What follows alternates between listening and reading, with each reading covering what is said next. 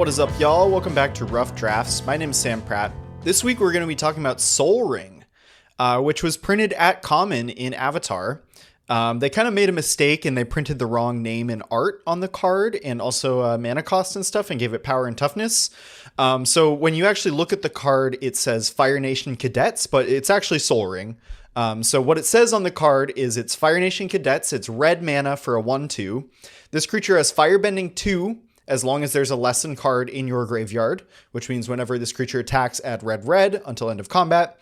And it also, they gave Sol Ring an activated ability too that doesn't produce mana. You can pay 2 mana and this creature gets +1/+0 until end of turn. You can tell from my hyperbole that I think this card has a pretty high ceiling. I do think it's very good when it's good, and today's discussion is going to be centered around this card, maximizing this card, as well as discussing the firebending mechanic in general, and some extra discussion on what exactly qualifies a deck to be an aggro deck versus a mid-range deck. I want to start with the concept of a mid-range deck rather than an aggro deck. So there's something that gets thrown out a lot in Limited about how everything in Limited is mid-range. Like even your more aggressive decks are going to be a flavor of mid-range. They're not true aggressive decks. That almost every deck in Limited is a flavor of mid-range and that true aggressive decks are relatively rare. I do think this holds true. I want to do a little bit of discussion on the line between mid-range and aggro decks. I think that mid-range decks have a very flexible consideration of their game plan. They can either get on the front foot, get on the back foot. When you're playing a mid-range deck, you generally want to put just generically good cards in it and have a very flexible consideration of who's the beatdown during the game. Basically, you might have an idea of I'm likely to be on the offense with this deck, I'm likely to be on defense with this deck, but you don't really know until the game starts and you see what your opponent is playing. And this is mostly because in Limited, you're trying to maximize card quality. That's like the best plan for success is just to put the best cards in your deck. And just having the most high quality cards in your deck leads you to a more mid-range game plan. This is pretty different than a deck that you expect to always be on the front foot, which is generally how I would describe an aggro deck. A deck where you are expecting to be on the offensive and expecting to have a game plan and cards in your deck that take advantage of you being always on the offensive. I think that aggro decks actually used to be more common than they are now. When cards were worse overall, it was a little bit easier to get under your opponents by loading up on undesirable cards like 1-drops or combat tricks. But I think as cards have gotten better in general, it's a little easier to stabilize and it's a more consistent game plan to just play the best cards because the best cards are better. So I think aggro, like true aggro, is a bit of a rarity, especially in 2025. I think even in the last couple of years, which were described by a lot of people as very aggro dominant, I don't think that true aggro decks, like aggro decks where you're expecting every single time to be on the front foot and building your deck very uniquely to support that, were the norm. A good example is Lost Caverns of Ixalan, which was a very fast format, but I think that was much more because the best cards in the format were just really cheap. There were a lot of really pushed 1-drops in that set. So while the deck's curves were very low and you needed to play to the board early, I wouldn't really describe the decks in Lost Caverns of Ixalan as strictly aggro decks.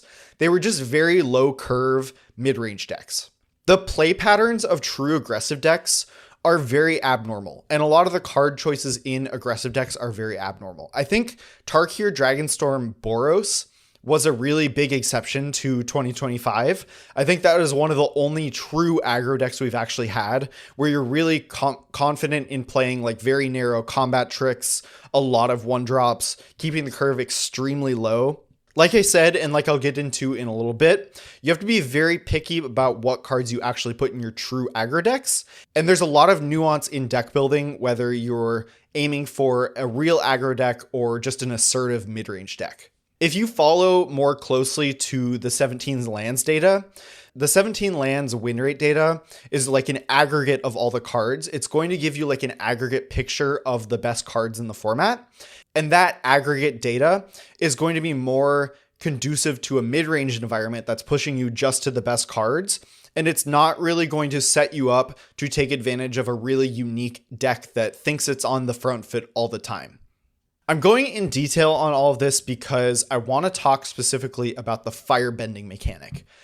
The firebending mechanic is a mechanic that only does something when you attack. So what I'm getting at is that the firebending cards either need to be just good on rate, like good enough on rate that you want to put them in your deck, or you need to be in a deck that knows it's going to be on the front foot in almost every single game. Last week, I outlined sort of the shape of the format of pitching it as firebending versus blue decks, waterbending, in that the blue decks might have an advantage because they can put blockers out and wait for the red deck to attack first. I think that I might have expressed a little too much skepticism about firebending in general.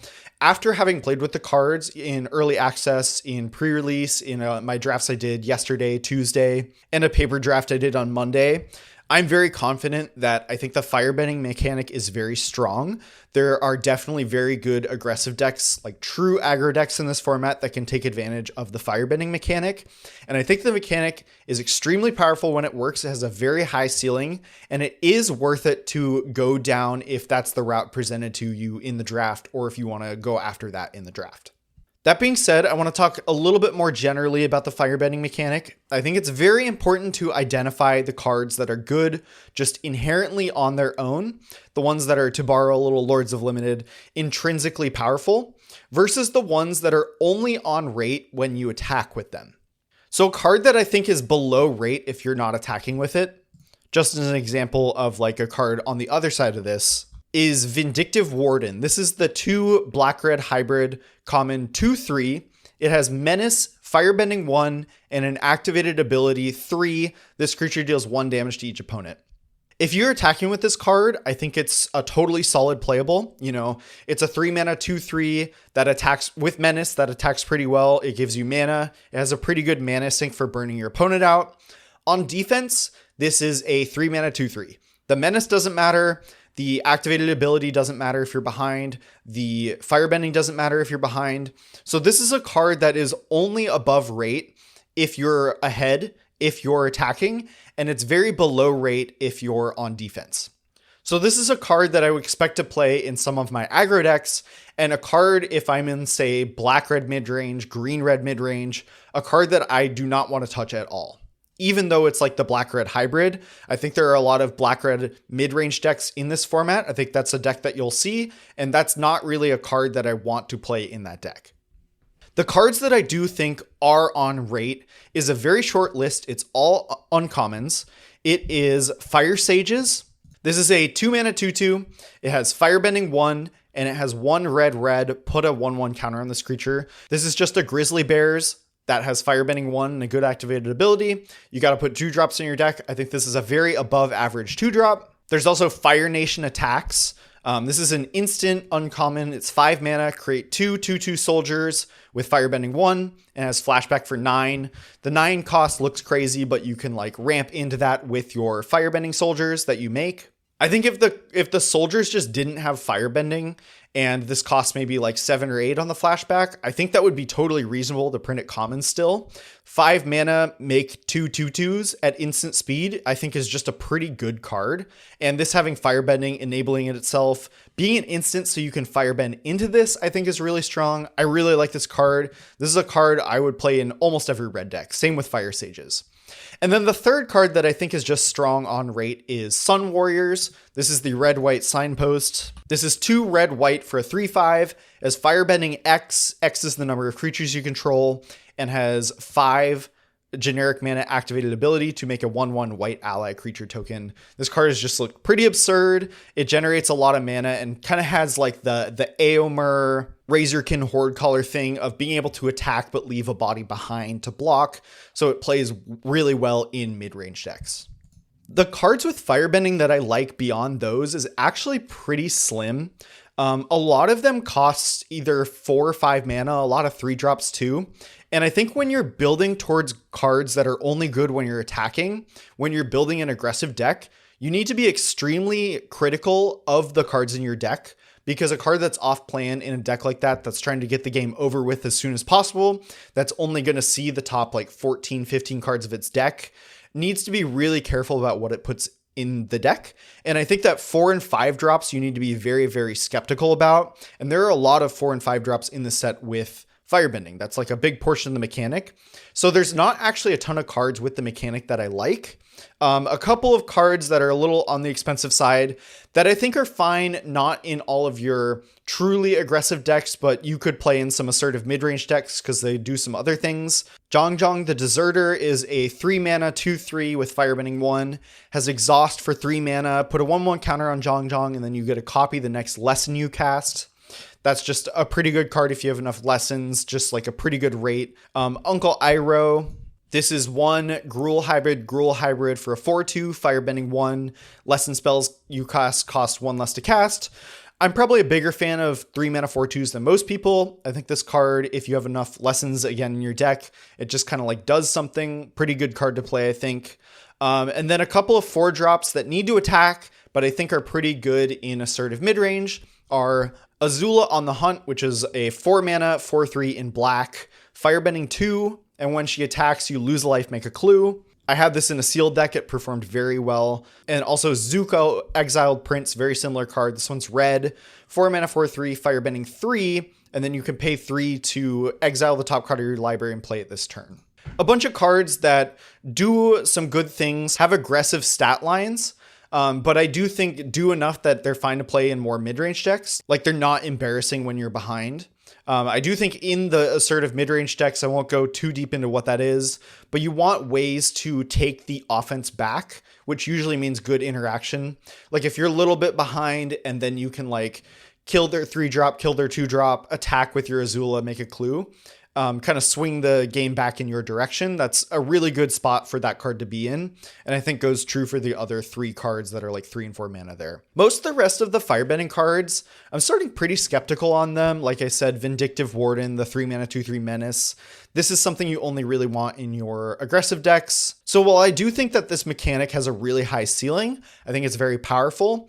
I actually don't love a lot of the cards that have the mechanic, but the card I haven't mentioned is the namesake of the episode, Sol Ring, Fire Nation Cadets. This card is quite unique.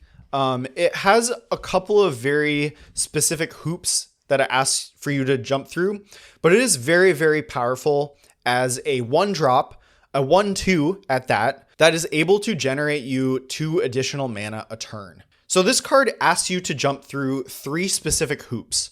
It needs you to have a lesson in your graveyard. So both have enough lessons in your deck to have drawn it and either cast it or like discarded it some way. You need to be able to attack with your 1/2. It does have that activated ability that lets it trade up.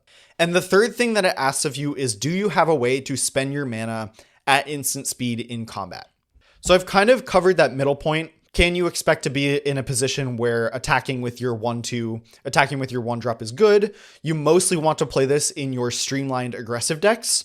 I'll go over blue-red in a little bit. I do think that blue-red has some flexibility to its game plan where you would be happy with this card in a mid-range deck. But for the most part, you want to put this in a very specific aggressive deck. The other hoops I'm going to cover. I will spend the rest of the episode talking about the specifics of what you want to pair with this card, that being the lessons that you want to put in your deck and the ways to spend your mana at instant speed. Let's start with the lessons. Luckily for this card, red has very, very good lessons. I think red has the best lessons in this set. Most notably, it's got what I think is probably, for my money at this point, the best common in the set, which is Firebending Lesson. This is single red mana, instant lesson, kicker 4, deals 2 damage to a creature, and if it was kicked, it deals 5 damage instead. Very reminiscent of Thunder Magic in Final Fantasy, which is a very, very good common there too. It's got a couple other removal spells. It's got Combustion Technique at uncommon, which is 2 mana instant lesson, deals damage equal to 2 plus the number of lessons in your graveyard, and then it exiles that creature instead. And then Iroh's Demonstration, which is a sorcery, so you can't use your Firebending mana on this, but it's a 2 mana deal 4, with an additional mode to deal 1 to each creature your opponent controls. I think all 3 of these red removal spells are very, very strong, and 2 of them are even instant, so you can use your firebending mana on those. I'm going to walk through all of the other lessons that you want to pair with Fire Nation Cadets. Before I start, I also want to shout out Yuyan Archers, which is a 2-mana 3/1, notably not an ally. They are human archers, but they're not allies. It has reach. When it enters, you may discard a card. If you do, draw a card. This gives you a way to put a lesson in the graveyard for Fire Nation Cadets without actually having cast it, which is important because in your aggro decks, you want to be playing to the board very early. This is a way to play 1-drop into 2-drop and then be able to attack with your cadets on 3 and make the mana while also having put a 3/1 on the board. So I like this card a lot paired with Fire Nation Cadets. I just wanted to shout that out before I get too deep into the other lessons. The next lesson I want to talk about is how to start a riot. This is 3-mana instant lesson. Target creature gains menace until end of turn, and creatures target player controls get +2/+0 until end of turn. This is shaped like a lot of cards that don't matter. Trumpet Blast, which is just give +2/+0 to your team, is a card that generally underperforms. We get it at common sometimes with some upside. You usually only want to play Trumpet Blast in a very dedicated go wide deck. Like you want 4 creatures at least on the board when you're casting your Trumpet Blast, probably more like 5. I think this card is quite a sleeper. I think it's very powerful. I think you want to play this in every aggressive deck, every aggressive red deck. I think the menace on this changes the equation quite dramatically. Just the math on how it works with how many creatures on your side match up with the number of blockers. I think the menace taking away effectively one of your opponent's blockers is a really big deal. Also, if you have a flyer and your opponent only has 1 reach or flying blocker, that creature, you can always have it get in. Like I said, I'm usually not playing Trumpet Blast unless I think I'm going to have like 5 creatures on the battlefield. I think if you cast How to Start a Riot with like 3 creatures, I think you're going to get a pretty favorable exchange for this. And it's also a lesson itself. So I think this is a very strong card. Oh, it's also an instant, so you can spend your firebending mana on it. I think this is quite a sleeper common for aggressive decks, and I would definitely pay attention to this and play at least the first copy in every true aggressive deck that you're going to play.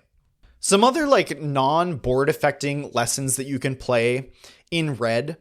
Abandon attachments. This is 1 blue-red hybrid lesson. Instant, discard a card if you do draw 2 cards. Tormenting Voice is a card that we get pretty much every set in some form. It's usually not good. I think this one being instant with a type makes it quite solid. I think you want 1 in all of your aggressive decks at least. I think it's going to be pretty easy to pick up. And I think this is just like very generically useful, both as a lesson to get your Fire Nation Cadets online and as a way to spend your firebending mana more consistently and keep the cards flowing.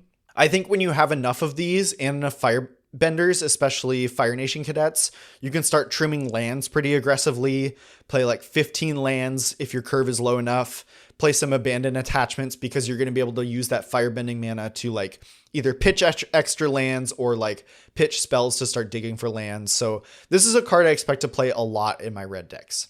A couple of cards that I expect to not play in a lot of my red decks, but I think you totally can. Solstice Revelations. This is the red, like the mono red payoff card. It's 3 mana instant. Exile cards from the top of your library until you hit a non-land card. You may cast that card without paying its mana cost if the spell's mana value is less than the number of mountains you control. So if you have 3 mountains, you can only cast a 2-drop. And then if you don't cast the card that way, it goes into your hand. It also has flashback for 7. I played this in a blue-red deck, like that was pretty evenly split between blue and red. It was fine enough. I think if you are short both on lessons and ways to spend your firebending mana, because this is an instant, I think this is a totally fine card to play. Obviously it gets pretty good if you're a true mono red deck, but I think if you just need a little bit more card flow, 1 more lesson, 1 more way to spend your firebending mana, I think this card's totally fine because it just like replaces itself. Similar card, one that I'm even less happy playing, is Price of Freedom. This is 2 mana sorcery, destroy target artifact or land an opponent controls. They can search your library for a basic land card, put it onto the battlefield tapped, and then you draw a card. Another one that I'm probably not playing unless I'm short on lessons. It gets better if you can pitch it into your graveyard with Union Archers without even needing to cast it. Just a way to enable your Fire Nation Cadets, because I do think you want like 7 lessons in your deck. Maybe you could get away with fewer if you have really good card flow. So just like to meet that threshold, this is a card I could totally see playing. A couple other similar cards, Aang's Journey, which is the environmental sciences reskin, which is also a lesson, and Energy Bending, which is a 2 mana instant cantrip that changes all of your lands into all basic land types. Cards I don't want to play in my aggressive decks, but if I need an extra lesson, I think it's totally fine, especially if you have ways to put them in the graveyard without casting them. One other colorless lesson I want to shout out, Zuko's Exile. This is a 5 mana instant colorless at common. Exile target artifact, creature, or enchantment. Its controller creates a clue token. This is just straight up a bad card, but it is 5 colorless mana and instant. So if you have a lot of firebending mana and you think you're going to be attacking a lot, I think this card is totally fine. I picked up on this because I was watching a bunch of Defor this week. If you don't know Defor, very cool streamer, does a lot of like very aggressive decks, has a lot of hot takes. I would really highly recommend if you're watching him, if you're trying to get better at building aggro decks in limited. He's really high on this card in the aggressive decks. There is a thing where if you're pressuring them, they have a lot less time to crack the clue. And also if you're building an aggressive deck, you only have so many slots for interaction. You'll only have so many slots for kill spells. And you want those kill spells to be generally more catch-all. Like you are more willing to put a clunky, expensive removal spell in your aggressive deck just because you want your interaction to be able to kill the big things when you're going small. Like you want to play your creatures, then play your kill spells. So I think this is a card that you should watch out for and not ignore when you're building an aggressive deck that wants a lesson that's also like a catch-all removal spell. Leaving red, in white, you have Airbending Lesson. I think this is still my pick for best white common. This is 2 and a white, instant, airbend something, draw a card. I think this card's great. Instant, works with firebending mana. Fancy Footwork, which is an uncommon. This is 2 and a white, instant, untap 1 or 2 target creatures and give them +2/+2 until end of turn. Combat Trick. Little expensive at 3 mana. If you have firebending, it's great to accelerate into this. Obviously, Combat Trick works well in aggressive decks. And another Combat Trick in white, Yip Yip, is also a lesson. This is single white mana. Target creature gets +2/+2 until end of turn, and if it was an ally, gains flying. Black has a lot fewer lessons I'm interested in aggro. The only one that I'm really interested in is Azula Always Lies, which is 1 in a black. It is an instant lesson. Choose one or both. Target creature gets -1/-1 until end of turn and put a +1/+1 counter on target creature. If you're in black-red and care about lessons, it's probably because of Fire Nation Cadets. So you're probably going to be mostly heavy red and hopefully have enough red lessons to not really have to play a ton of these, but I think this card's also totally fine. I've saved the blue lessons to the end. I do think that you can build really streamlined, aggressive blue-red decks that are base red and look like the white-red or black-red decks that are very heavy red and very dedicated aggressive decks. But I do think that blue-red with Fire Nation Cadets can be the exception to the norm, where blue just has so many lessons and plays at instant speed so well, like can use the firebending mana so efficiently, that I do think that there's more room to play Fire Nation Cadets in a more assertive mid-range or mid-range deck than there would be in other colors. So I would worry less about like really needing to be very low to the ground, lean and aggressive to enable Fire Nation Cadets if you're in blue-red. I do feel kind of similarly about black-red. If you have a lot of cards that make clues, that's just going to give you a lot of ways to spend your firebending mana mid-combat. But I think this mostly holds true for blue-red. Let's just run through the blue lessons that I'm interested in. It'll Quench Ya. It's just 2 mana, counter a spell unless they pay 2. This isn't something you can spend your mana on, but the more you're able to spend your mana mid-combat, the easier it is to hold this up on critical turns. Like if you're able to use like the mana on like a lightning strike to kill their thing, you can like pass the turn having held up the quench mana. Oh, the other thing before I get too deep is blue makes the most clues in this set, I believe. So that's also another thing that's really good to spend the Fire Nation Cadets mana on, which is even more incentive to play Fire Nation Cadets in a mid-range deck that you might pair it with like Forecasting Fortune Teller, which is the 2 mana 1/3 that makes a clue, which is not a very aggressive card, but I do think that the cards play fairly well together. Moving on with the blue lessons, Lost Days. This is pretty similar to Zuko's Exile, actually. It's 5 mana. Put target creature enchantment second from the top or on the bottom, and you make a clue. It's catch-all removal. You get the clue. It's 2 things to spend your Fire Nation Cadets mana on, your Firebending mana on. I think this card performs really well, plays really well in every blue-red deck, and is a lesson. A couple of other ones. Octopus Form. 1 mana instant, target creature gets 1/1 and gains hexproof and untap it. Combat trick, good in aggressive decks. Good at protecting your more high priority stuff. Like I think in blue-red decks, you're probably pretty interested in First Time Flyer, which is a 2/3 flyer when you have a lesson in your graveyard. And I think that just like protecting a flyer, keeping the pressure on is really good with this card. Boomerang Basics, which is a single blue sorcery. Return a non-land permanent to its owner's hand if you control that permanent, draw a card. I've seen this card be really good as just sorcery speed bounce in an aggressive deck. Keep your opponent off tempo. A couple other lessons in blue that I'm less enthused by in a Fire Nation Cadets deck. Accumulate Wisdom. This is the look at the top 3, take 1, and if you have 3 lessons in your graveyard, take all 3. I think this card is fine, similar to the other red cards that are like, if you need another lesson, this is a fine card to play. Obviously, if you have a lot of lessons, it can be great, but that's probably more like a mid-range deck. I think this card's totally fine. Sokka's Haiku and Waterbending Lesson. I won't read these out. These are cards I see more as like slower cards, so I don't think they're great fits. But again, if you just need a lesson, I think you could play this with Fire Nation Cadets. I'm going to round out the episode running through some cards that I think are notable in addition to the lessons to pair with Fire Nation Cadets. This is all cards that give you ways to spend your Firebending mana in combat. Not going to run through every single way to spend Firebending mana, but these are just some of the notable ones.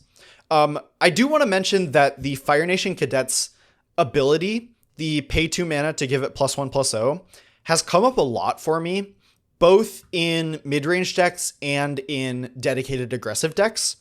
I had a situation where I had 2 Fire Nation Cadets and my opponent had a 3/3, and I had the lesson in the graveyard I hadn't enabled, and I just went to combat, attacked, made 4 mana, and I had 2 1/2s attacking, and my opponent had a 3/3, and I just got to for free trade my 1-drop with their 3/3 because like they block. I spend all of the Firebending mana on pumping it twice, and it just trades.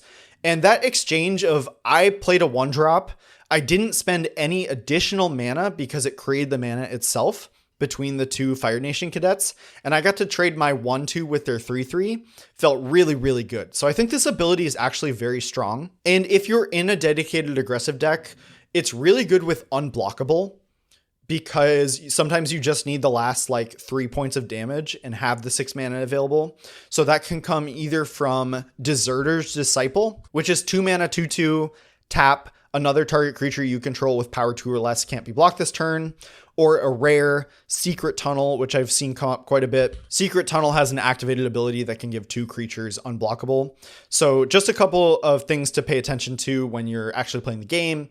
Sometimes your game plan to close things out could just be give your Fire Nation Cadets unblockable. I think a really important card for Fire Nation Cadets decks is Cunning Maneuver. This is a common instant 2 mana in red, 1 in a red. Target creature gets +3/+1 till end of turn. Create a clue token.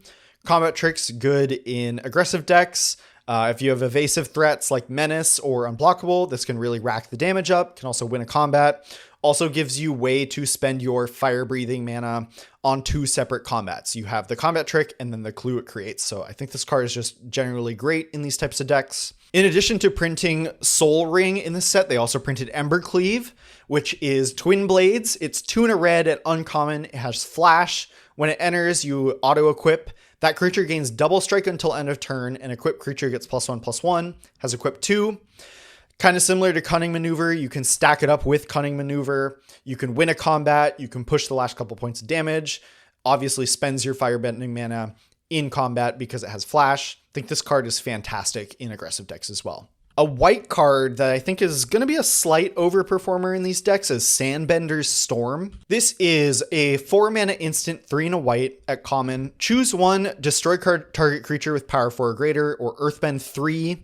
Some of these instants you can kind of imagine if you have a lot of firebending, if you squint really hard, that this actually costs like 1 to 2 less than it actually does. And I think at that rate, this card is pretty good. This is normally a card that I think is pretty atrocious, but I think if you have a lot of firebending and need like 1 or 2 more instants to actually like spend the mana in combat, I think this is a pretty good card to play as well.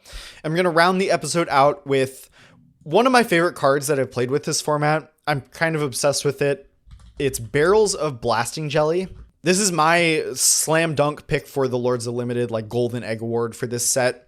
I've been very impressed with this card. It's not like going to be like the best common in the set or even close, but it's a card that I think I want to play in almost every deck.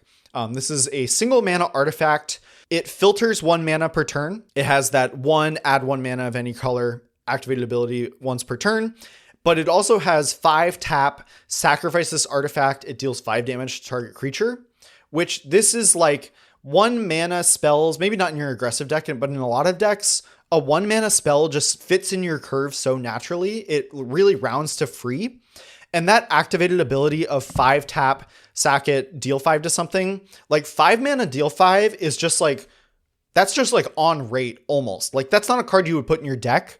But I think that this card giving you another way to spend your mana at instant speed, I think similar to Zuko's Exile, if you're like short on catch-all removal, this card fills that role pretty decently.